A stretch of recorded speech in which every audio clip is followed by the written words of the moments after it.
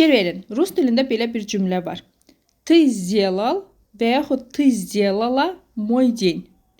Bu cümləni biz istifadə edirik əgər məsəlcim sənin keyfin yox idi. Bir adam gəldi və yaxud rəfiqən, dostun, uşağı gəldi və nəsə danışdı mı, nəsə elədi mi də şeydir və sənin keyfini qaldırdı. Düzdürmü? Və yaxud nə bilim hansısa bir videoya baxdın, keyfin yox idi, videoya baxdın, indi də dura bilmirsən, gülürsən də, elə keyfin açıldı.